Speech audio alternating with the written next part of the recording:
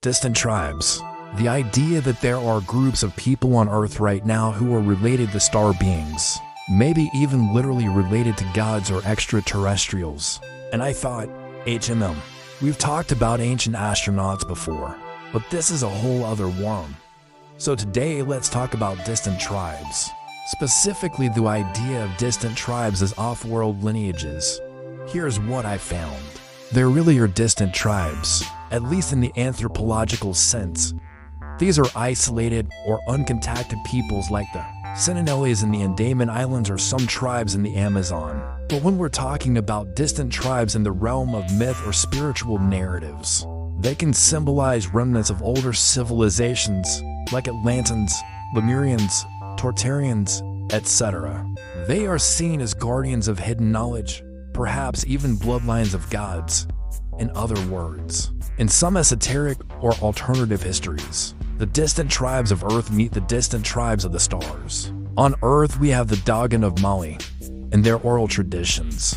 The Dogon speak of beings who came to Earth from the star system Sirius B, called the Namo. The Namo are described as amphibious, aquatic, hairless humanoids with webbed feet. Sound familiar?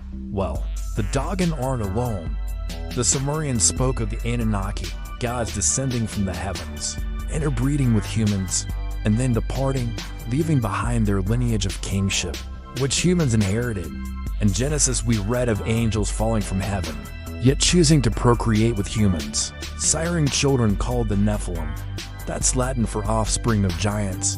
Angels plus humans equals Nephilim. The Maya and the Inca also trace their noble lineages back to sky beings or star brothers, who arrived from above. And in many cultures, creation myths feature divine visitors arriving from the sky.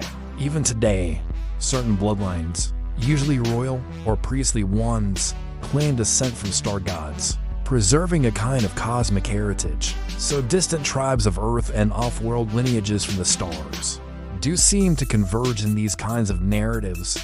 And if we bring in conspiracy lore, we can see further connections in this vein. The controllers, the elites who run everything from the shadows, are sometimes said to be reptilian or insectoid in nature, or at least of hybrid or ancient alien lineage. They are godlike figures with advanced technologies who once ruled over earthly civilizations and still hold sway today.